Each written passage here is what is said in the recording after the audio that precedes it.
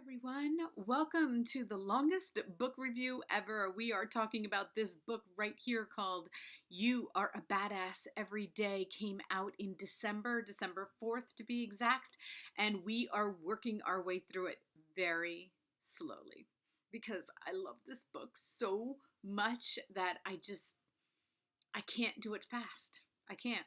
I've tried, and it just every time I see something, I'm like, oh my god, I have to talk about that. I have to talk about it. So here we are today, and I'm going to read you. You're going to see it up on the screen. Today's little passage. Okay. The universe has my back. Everything I need to manifest my desires is lining up for me right now. Love that. Okay, I don't care what religion you are, all right? You want to say God, you can say God in replace of universe, right? Because I was raised a Christian, and we have so many Bible verses about believing and faith, and this is just another way of saying it. And uh, how many times a day do we not trust that? How many times a day do we have a thought that goes through our brain that thinks nothing is working out? I suck. I'm failing. Those are that is what I'm trying to do, is reverse those thought processes. Okay. I don't want to think like that anymore. And I have so many examples, so many that I'm like, how can you not trust? I'm going to give you my first real big, huge miracle, if you want to call it that. I go back to this. I tell this story over and over to my family and friends, and so I'm going to share it with you guys because it's a really cool story. And whenever I doubt my life working out, I go back to this moment. So I was 21, and things were not going well at home. My dad was really sick, okay, and he was in the hospital. He actually, at that point, he was in the mental hospital. Lots of problems, okay? Not only was he sick physically, he was sick mentally. He had addiction issues. Things were not going well. My brother was in college. He is 2 years younger than me. And so it was just me and my mom at home. And I started getting anxiety attacks. Crazy, crazy anxiety attacks. Debilitating. Okay? Like I didn't even know what they were. They didn't even have a name back then. Okay? It was just debilitating. That's all I can say. And I thought I was going crazy, and I thought I was going to end up in that mental institute with my dad. Because every time I visited there, I was like, oh yeah, there's my future right there. That's what's going to happen to me. So anyway, one night, oh, I was engaged, just to catch you up on my personal life.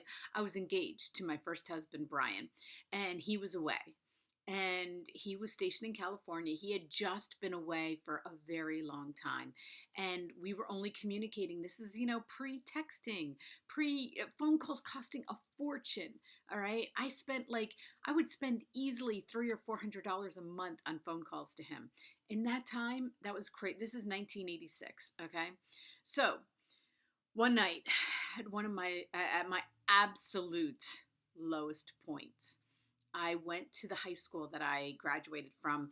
I don't even know why. I was just driving around, and I pulled over into the parking lot, and I got out, and I was kind of walking around, and I sat down, and I just burst into tears. And I was like, God, I can't do this anymore. I'm not functioning. Everything's a mess. I barely talk to Brian. I don't even know if we even have a relationship anymore. And I was like, I'm tired of trying. This was 3 years since Brian had gone into the service that we had been apart. And I was like, I can't do it. I'm spending all my money calling him. I don't even know what he's doing. I'm stuck here with my parents. And I was like, I got to start over. I'm just, I give up. I give up trying. And that was my prayer. I give up trying. And I heard it in my head. Okay. I may have said it out loud. Get back in my car, come home, and I'm exhausted. I cried my eyes out. You know that feeling after you cried, and I felt alone. so alone for the first time in my life. I felt so alone. I couldn't help my mom. I couldn't help my dad. So anyway, I go home and I'm exhausted and I'm like, you know what? I felt better. I felt better. You know, sometimes when you cry it all out, you feel a little bit better. I felt a little bit better. So I went to bed, and so Brian is 3 hours behind time wise, and he calls me out of the blue. It was like midnight, and I answer, and he's like, "Hey." I'm like, "Hey, what's up?"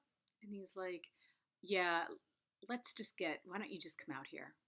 Let's just go to Vegas. Let's get married, come out, and we'll just start over." And I was like, "What? Okay." And I did. I quit my job. I packed up what I could pack and I flew to California and started over. But I'm telling you right now, it was not until the moment I gave up. Okay. So try. And then all of a sudden, just let go. Let it go. Anything you're holding on to that tight, it's not going to work. And I have to remember that, and it doesn't come easy because I never remember, never. So I'm going to put this up there again so we can read it. The universe has my back. Everything I need to manifest my desires is lining up for me right now. It's lining up. Okay? It's going to happen. Just let God, let the universe, let them do it for you. So that's my little story for the day. And I just want to thank you, Jen, because I'm loving this book so much. So much. I'm going to put the link below. Thank you, everyone, for watching. If you like me doing these as much as I like doing them, please hit like, and we will see you tomorrow.